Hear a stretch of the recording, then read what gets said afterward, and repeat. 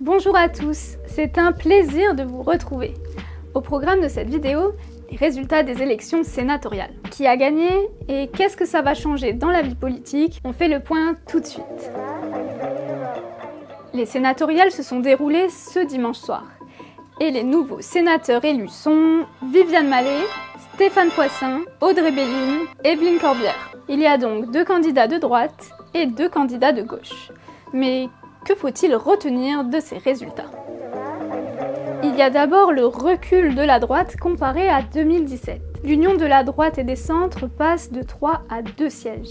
La plateforme de Michel Fontaine, André Tchénakoun et Cyril Melchior reste cependant la plus grande force politique de ces élections. Elle rassemble 478 des 1333 suffrages exprimés des grands électeurs. Cette liste représente 38% des voix. La gauche a dominé les régionales en 2021 et les législatives en 2022. Alors pourquoi une liste de droite sort en tête au sénatorial de 2023? Ce sont les grands électeurs qui votent au sénatorial. On parle donc des élus du département, de la région et des conseillers municipaux. Et au municipal en 2020, c'est la majorité des mairies qui s'est retrouvée à droite, même si ça a été par moments une droite élastique. Mais il y a une autre raison, la désunion à gauche. La majorité régionale s'est scindée en deux. Il y a d'un côté le camp de la présidente et de l'autre celui de la maire de Saint-Denis. La liste d'Erika Barrage sort des urnes devant celle du Guet-Bello. La vice-présidente a défié la présidente et gagne ce duel interne à la gauche. Voilà pourquoi la droite est en tête.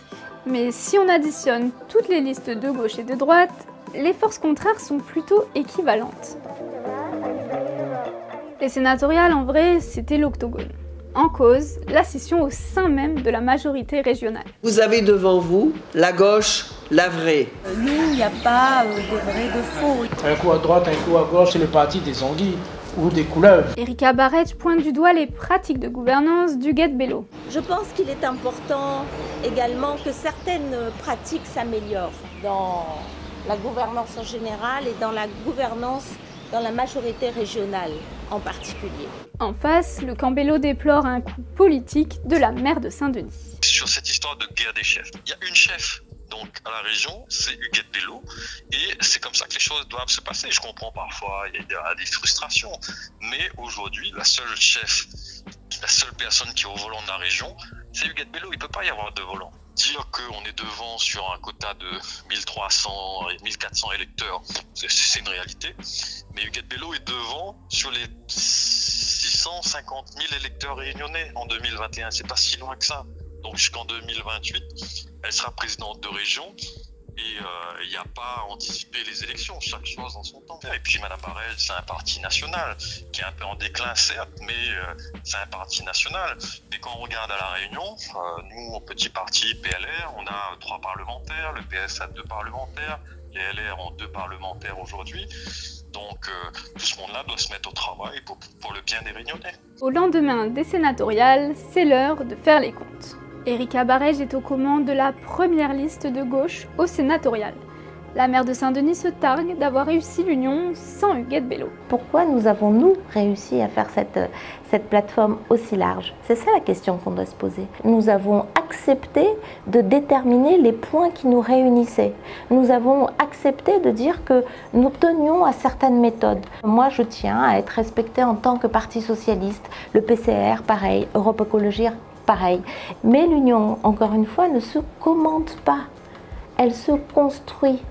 On ne peut pas imposer les choses. Erika Barrage a mis la main sur le gant de l'infini. Avec les 5 maires de l'infini, elle est prête à claquer des doigts et redéfinir le paysage politique à gauche. La convergence barragienne des planètes de gauche pourrait créer un Big Bang. Il n'y a pas d'ordre à l'union. Il y a une méthode à l'union.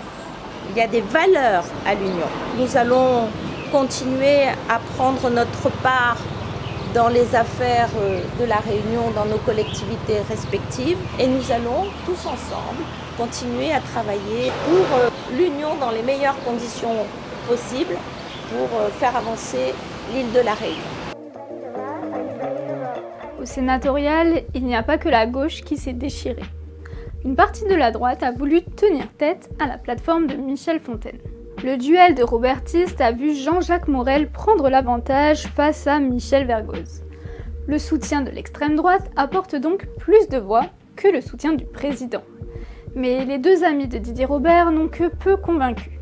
Le coup d'État à droite contre Michel Fontaine, leur ennemi commun, n'est pas près d'arriver. Et parmi les plus petits candidats, la liste de Florence Chantun a le plus fédéré.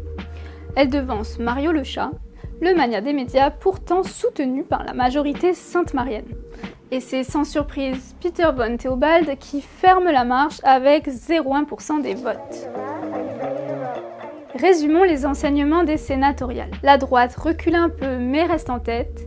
La gauche divisée va devoir se réorganiser pour les prochaines élections. Les européennes 2024, les municipales 2026, les régionales et législatives 2028, voici ce qui est dans le viseur des politiciens.